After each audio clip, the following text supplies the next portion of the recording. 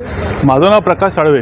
कोणावर आहे? सर्वप्रथम महसूल विभाग कल्याण यांना जेव्हा मी माहितीचा अधिकार दिला तर मला उत्तरामध्ये सर्वप्रथम यांच्याकडून माझी दिशाभूल करण्यात आली. दिशाभूल करून मला फक्त आणि फक्त सत्य परिस्थितीपासून लांब ठेवण्याचा प्रयत्न करण्यात आला. विषय असा होता साहेब की विकासक बिल्डर जे आहेत, हे विकासक बिल्डरला जेव्हा परवाना मिळतो, प्लॅन पास होतो, पण त्याच्या आधी त्यांना जो परवाना घ्यावा लागतो तो उत्खनन परवाना, म्हणजे खोदकाम करण्यासाठी जे रॉयल्टी परवाना असतो तो त्यांना घेणं खूप बंधनकारक असतं. त्याला स्वामित्व धन असं बोलतात.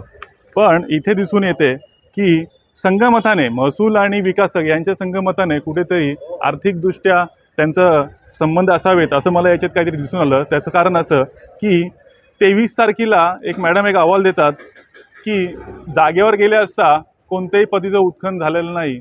पण 23/5 रोजीचं मॅडमचं जे स्थळ पाणी अहवाल आहे त्याच्या 10 दिवसापूर्वीचा माझ्याकडे फोटो आहे, जिथे स्पष्ट दिसतं की गेल्या 2 महिन्यापासून तिथे काम चालू आहे. ही सगळ्यात पहिली तफावत. त्यानंतर माझी तोंडी तक्रार तलाठी साहेबांना झाल्यानंतर तलाठी साहेब तिथे जाऊन कुठेतरी माझं मन राखण्यासाठी किंवा मला थांबवण्यासाठी किंवा पुन्हा दिशाभूल करण्यासाठी फक्त 200 ब्रासचं उत्खनन परवाना घेतात.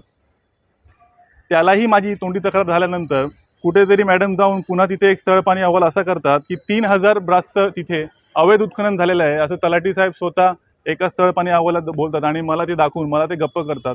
पण तिथे असं दिसून आलं की 3 तारखेच्या या अहवालानंतर 5 तारखेला पुन्हा मॅडम जेव्हा तहसीलदार साहेबांना ते पंचनामा सादर करतात, त्यामध्ये फक्त आणि फक्त 1100 ब्रास इतकंच उत्खनन झालेलं दिसून येते. असं मग हा 3000 ब्रासचा जो माझ्याकडे स्थळ पाणी अहवाल आहे हा हरवला कुठे?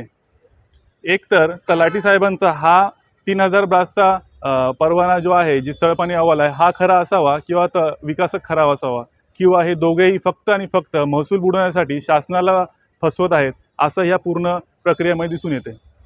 माहिती अधिकार मी तहसीलदार साहेबांना दिलेला की संबंधित विकासकने किती उत्खनन केलं आहे व त्याचा मला पूर्ण स्वरूप भेटावा. आता कोणाकडे काय तक्रार केली आणि काय मागणी?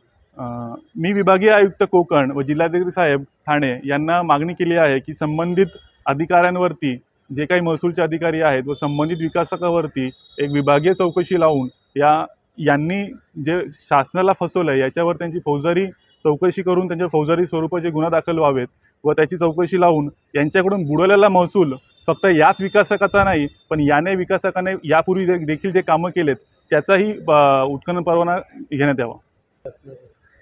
मी जिल्हाधिकारी साहेबांना सांगितलं आहे की सदर व्यक्तीवरती आणि सदर प्रकरणावरती जर कारवाई नाही झाली तर 28 जुलै रोजी मी तहसीलदार साहेबांच्या दालनासमोर उपोषणाला बसणार आहे. म्हारळ खुर्द येथे सर्वे नंबर 2